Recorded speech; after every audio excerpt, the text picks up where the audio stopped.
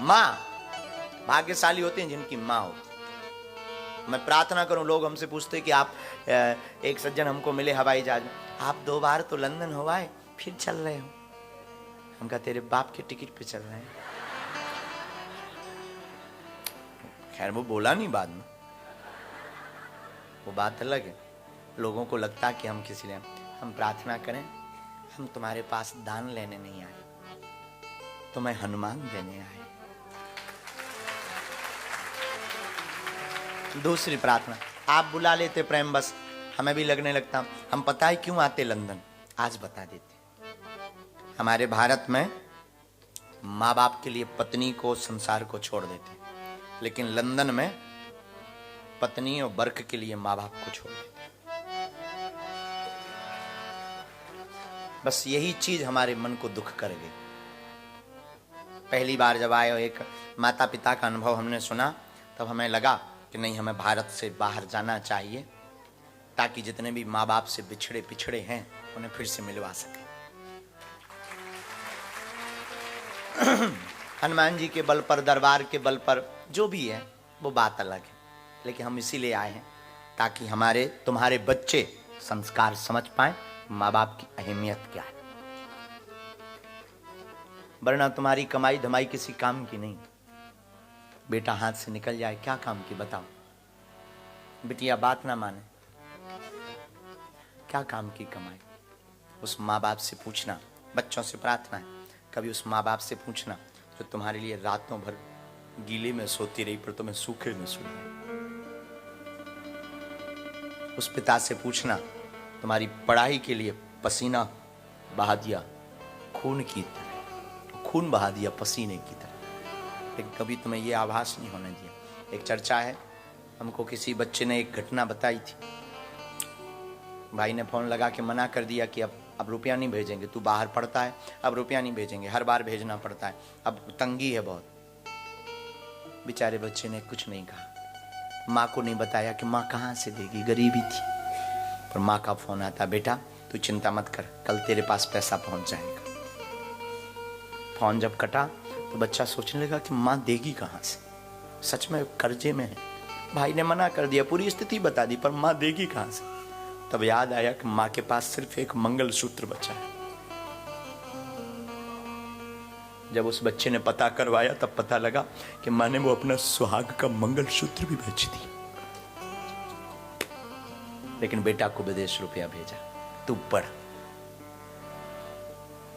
कभी माँ बाप के पुरुषार्थ को देखा, कितना पुरुषार्थ करते हैं आपके लिए, रोते हैं दिन न रात, बताते नहीं, पड़ोसी से उधार मांगते। तो जितने यहां पढ़ने वाले बच्चे हैं, बेटा बेटियां, हमारी प्रार्थना है तुम सबको त्याग देना, पर 4 दिन की संगत में अपने माँ बाप को मत त्यागना।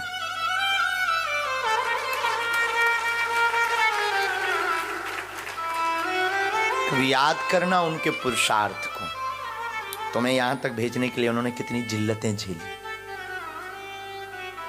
तुम यहाँ आप यहाँ आ गए, कितना भोगा होगा उन्होंने।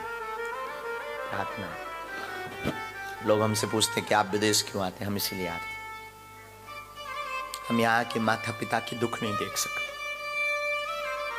बच्चे बड़े होते हैं, यहाँ का नियम अलग है। 16 साल के बाद आप बच्चों पर अधिकार नहीं जमा सकते, अपने मन का करें। हद हो गई, माँ बाप है कि धर्मशाला। 18-20 साल तक तुमने माँ बाप के पैसे उड़ाए, फिर अपने ग्लैमर के नाम पर, भविष्य के नाम पर, करियर के नाम पर माँ बाप को छोड़ के चल दिए। ये हमारी लाइफ है, हम जिएंगे, हमारा निर्णय है। अरे भाई तुम्हारा निर्णय है तो माँ बाप क्यों है? क्या माँ बाप धर्मशाला है कि तुम बस पैसे उड़ाओ, बड़े हो, थोड़ा समझदार हो, और 4 दिन की तुम्हें संगत क्या मिली, 4 दिन का तुम्हें प्रेम क्या मिला, तुम माँ बाप को भूल गए। माँ बाप को मत भूलना। माई बाप, माँ बाप ने तुम्हारे लिए बहुत कुछ छोड़ा है, बहुत कुछ त्याग किया। माँ से बड़ी कोई ममता नहीं होती। इसलिए लंदन के लोगों, हम तुम्हारे पास इंग्लैंड के लोगों आते ही इसीलिए कि तुम भूल करके भी अपने मां को, भारत माता को मत भूल जाना। इस पाश्चात्य संस्कृति की चकाचौंध में मां बाप को मत भूल जाना। इस अंधी दौड़ती जिंदगी में यहां के ये जो कल्चर है, बिल्कुल जियो, मौत से जियो और दिल खोल कर जियो तुम, लेकिन दिल में हिंदुस्तान बसाए रखना। कोई तुमसे पूछे तो तुम गर्व से कहो हम हिंदुस्तानी हैं, गर्व से कहो माता पिता की जय, तुम गर्व से बोलो मां की ममता। हमारी दिल्ली की एक खबर छपी थी बहुत पहले, आज भी हमारे हृदय को झकझोर देती। माता पिता ने बच्चे को पढ़ने के लिए अमेरिका भेजा, बेटा पढ़ने को गया, एक ही बेटा था, और जब मां मर गई तो पिता ने फोन किया कि तू आ जा। तो बेटे ने फोन लगा के कहा पापा बहुत बिजी हूं, मुझे छुट्टी नहीं मिलेगी।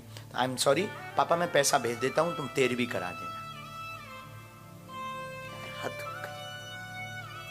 हद हो गई नौकरी की, हद हो गई संस्कृति की। हमारा कल्चर ऐसा नहीं है, हमारा संस्कार ऐसा नहीं है। इसलिए हम तुमसे कहते हैं प्रत्येक माता पिता से अपने बच्चों को रामायण पढ़वाओ और कथा सुनवाओ, ताकि वो आपके संस्कारों को न भूल जाएं। पढ़ाई तो होती रहेगी, नौकरी तो करते रहेंगे। और घटना तो पूरी बात यह है कि जब पिता भी मर गया, 1.5 महीने तक कोई देखने नहीं आया, क्योंकि एक ही बेटा था। जब कमरे से दुर्गंध फ्लैट में जाने लगी, तब खोला, बॉडी पूरी फूल चुकी थी, पिता की भी। तब पड़ोसियों ने पुलिस को सूचना दी, पुलिस आई, पुलिस ने अंत्येष्टि की। और जब पड़ोसियों ने उस बच्चे को फिर फोन लगाया तो पता है क्या कहता है, uncle uncle I am sorry, माँ के उसमें भी नहीं आया, और अंकल तुम अपना अकाउंट नंबर भेज दो। अरे भाड़ में जाए तेरी नौकरी, भाड़ में जाए तेरा सम्मान, भाड़ में जाए तेरी अंग्रेजी, अपना हिंदुस्तानी देसी दिल ठीक है। इसलिए भूल करके भी तुम मां बाप को मत त्यागना। हमारे भारत में, हमारे भारत का संस्कार है, जो रामायण पढ़ते, रामायण का संस्कार है, माता पिता की आज्ञा मानकर प्रभु श्री राम 14 वर्ष के लिए वनवास चले गए, लेकिन आज्ञा नहीं टाली। हमारे भारत में स्त्री को त्याग देते हैं और पद को त्याग देते हैं, पर मां बाप को नहीं त्यागते। लेकिन विदेशी कल्चर में पद को नहीं त्यागते, मां बाप को त्याग देते हैं। इसलिए हम इसलिए नहीं आए कि आप हमें धन दोगे, हम लेते हैं, और आप प्रायः जो भी मिल जाता है तो कन्या विवाह के लिए लग जाता है। और हमें भी वैसे भी शौक नहीं घूमने का, हम बस आप लोगों को अपना मान कराते हैं कि तुम्हारे हृदय में 2 मिनट ही सही अगर ये भाव जग जाए तो हमारा सनातन बच जाए, हमारी संस्कृति बचे। हम अपनी संस्कृति, ये साधु महात्मा भारत से चले आ रहे हैं, इन पे समय नहीं, वहां भी लोग लाखों पीछे पड़े। ये महात्मा भारत से लंदन इसलिए नहीं पड़े कि तुम्हारे पाउंड के पीछे पड़े। माफ करना, महात्मा धन के पीछे नहीं होता, महात्मा तो परम धन परमात्मा के पीछे होता। और दूसरी बात मैं प्रार्थना करूं, बागेश्वर धाम की पीठ के तो इससे जोड़ने का भी कोशिश मत करना।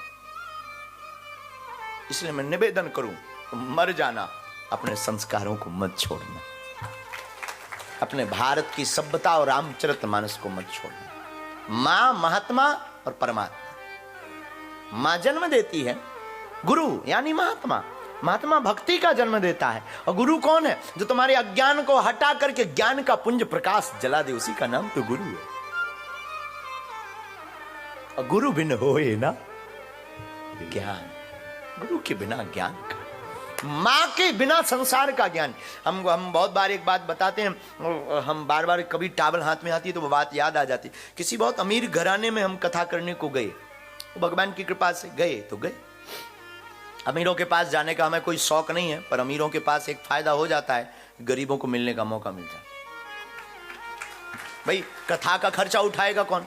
अपने राम जी का तो ज्यादा खर्चा है नहीं, पर टेंट लगना, भंडारा होना, ये अमीर ही करेंगे। तो करें क्या? बाढ़ में गया, अमीरों को 1 घंटा स्पेशल दे दिया, उन्हें लगेगा आई एम BBIP, लेकिन उस चक्कर में 18 घंटे हमें अपने पागलों को मिलने का मौका मिल जाता है। तो एक अमीर घराने में हम गए और उस आदमी तो अमीर ही होता है।